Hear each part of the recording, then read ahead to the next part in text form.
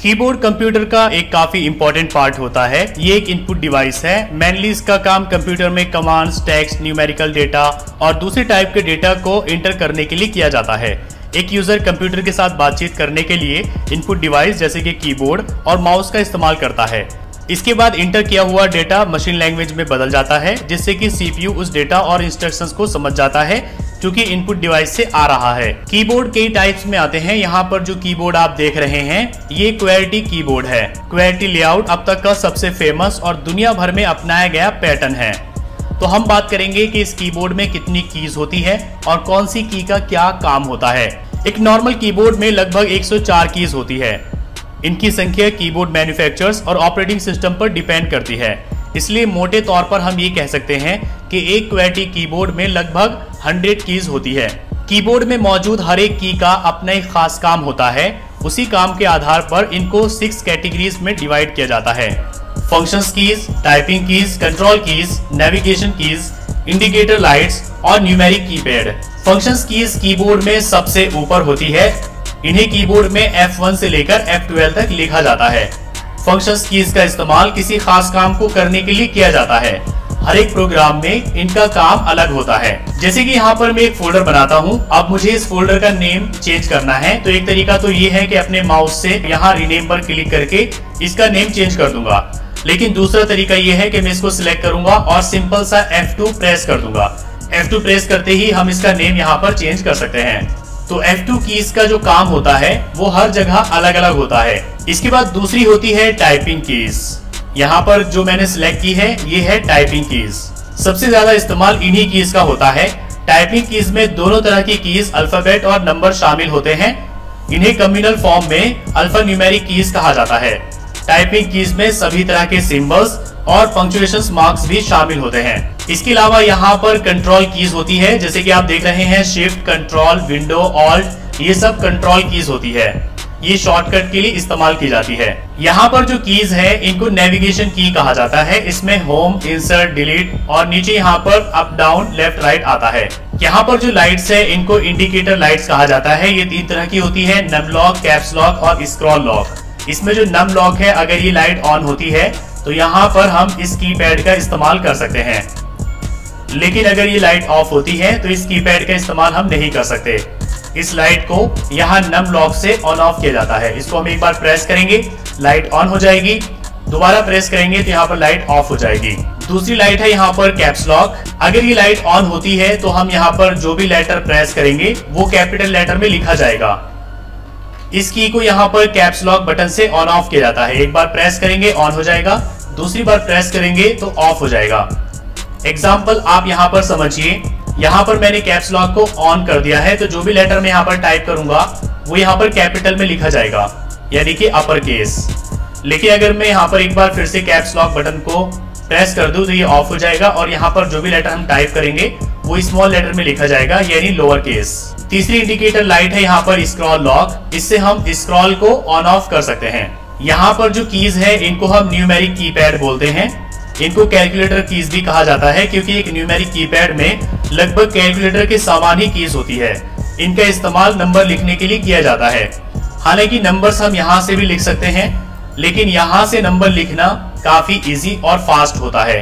अब हम बात करते हैं किस की का क्या काम होता है। सबसे पहली की है यहाँ पर ESC। इसका मतलब होता है एस्केप। इस की को प्रेस करके हम किसी भी प्रोग्राम से बाहर आ सकते हैं। दूसरे है यहाँ पर फंक्शंस कीज, जिसके बारे में मैं आपको बता चुका हूँ। ये किसी स्पेशल काम के लिए इस्तेमाल की जाती है।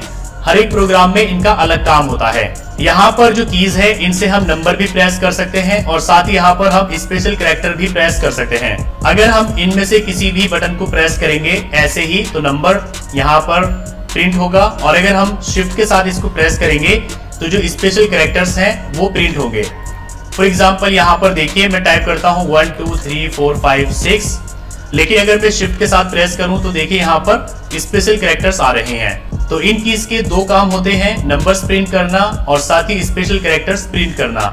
स्पेशल कैरेक्टर प्रिंट करने के लिए आपको यहाँ पर शिफ्ट बटन को प्रेस करना होगा। अब यहाँ पर एक है टैब की।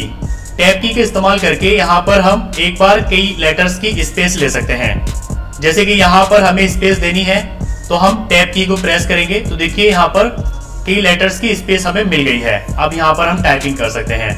फिर से स्पेस देनी है, टैब प्रेस करेंगे तो यहाँ पर हमें फिर से स्पेस मिल गई।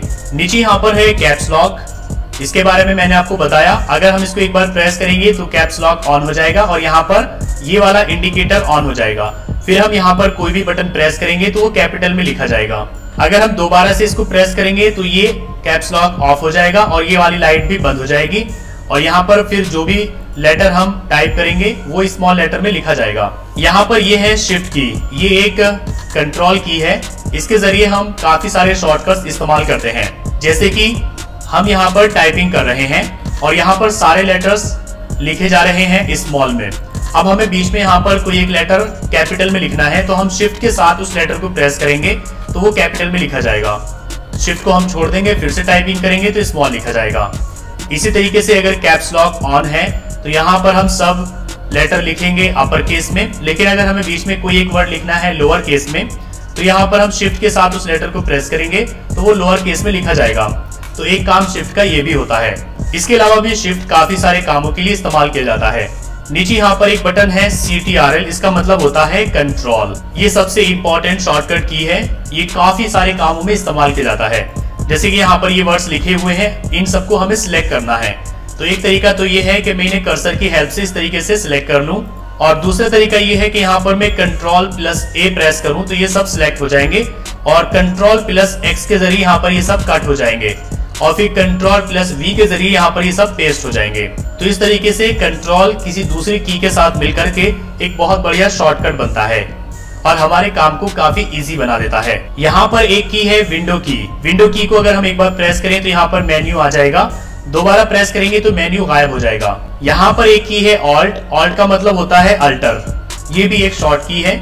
इसको हम किसी दूसरे बटन के साथ मिलाकर शॉर्टकट के लिए इस्तेमाल करते हैं। जैसे कि यहाँ पर मैं एक प्रोग्राम ओपन करता हूँ और इस प्रोग्राम को अब मुझे क्लोज करना है तो यहाँ पर मैं Alt+F4 प्रेस करूंगा तो देखिए प्रोग्राम क्लोज हो गया। इसी तरीके से बिल्कुल बाहर आकर के अगर हम Alt+F4 प्रेस करेंगे तो यहाँ पर ये कंप्यूटर शट डाउन हो जाएगा।